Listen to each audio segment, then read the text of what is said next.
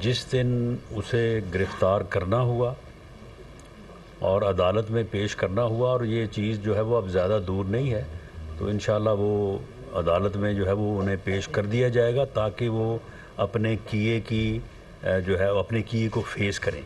अब देखें ना, ये इतना बेशर्म और ढीठ आदमी है कि उसके ख़िलाफ़ यानी कुछ चीज़ें जो हैं वो इतनी वाज़ेह हैं, यानी ये कौन इस बात की तरदीद कर सकता है कि इसने जो है वो कोई 50 अरब रुपए का टीका लगाया कौमी ख़जाने को, एक प्रॉपर्टी टाइकून को के अकाउंट में उसकी रकम ज़ब्त दोबारा उसके अकाउंट में जो है वो भिजवा दी, और उसके मुकाबले में यानी 50 अरब का टीका लगाया कौमी ख़जाने को और 5 अरब रुपए की 400-450 कनाल अराज़ी जो है वो अल कादर ट्रस्ट के नाम रजिस्टर्ड करवाई। और अल कादर ट्रस्ट में सिर्फ 2 ट्रस्टी हैं, एक इमरान खान साहब खुद हैं और एक उनकी अहलिया मोहतरमा है। यानी इतनी कौम को जो है वो यानी धोखा देना, और फिर उसके बाद 250 कनाल जो है वो फ़रा गोगी के नाम है। अब फ़रा गोगी जो है उसका नाम दर्ज था प्राइम मिनिस्टर हाउस में एज़ फैमिली मेंबर, उसके जाने आने के ऊपर कोई सिक्योरिटी नहीं थी। और जिस वक्त ये यहाँ पे जो है वो ये बात करते नहीं थकते थे कि जी देखें जी बाहर पैसे ले गए हैं, बाहर मनी लॉन्ड्रिंग हो गई है, पाकिस्तान को लूट के जो है वो वहाँ बाहर रकम जमा की जा रही है। जिस वक्त ये सारा जो है ये मातम कर रहा था, जाली मातम, उस वक्त वो फ़रा गोगी जो इसकी फ्रंट मैन है वो अरबों रुपए जो है वो बाहर मुंतकिल कर रही थी। वो बाकायदा डेटें आ गई हैं, उन डेट्स के साथ जो है वो ट्रांजैक्शंस हैं।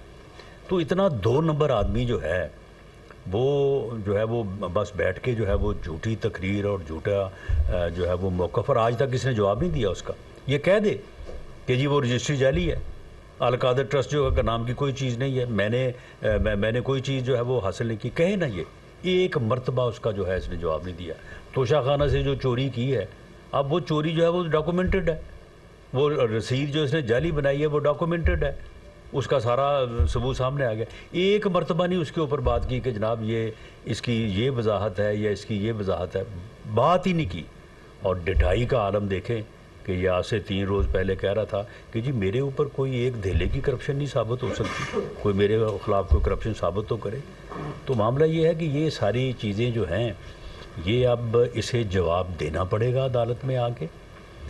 हम बिल्कुल इसको गिरफ़्तार करने का कोई शौक़ नहीं रखते, लेकिन अदालत में इसे पेश होना पड़ेगा। ये आए जाए अदालत में पेश हो, अपने इल्ज़ामात का जवाब दे। अदालत इसे बरी करते हम तस्लीम करेंगे, और अगर अदालत सज़ा देती है तो फिर ये भुगते, सज़ा ले। ये लोगों को सज़ाएँ कराने का तो इसे इतना शौक़ था, ये कहता था कि मेरा अगर बस चले तो मैं जनाब 500 बंदों को जो है वो मैं फांसी की सज़ा दे दूं और इतने 100 बंदों को जो है वो मैं जेलों में डाल दूं। तो अब अगर अपनी बारी आई है तो सामने आए, आगे अदालत को जो है वो फेस करे, और वहाँ पे अदालत जो फ़ैसला करे उस फ़ैसले को बिल्कुल हम तस्लीम करेंगे।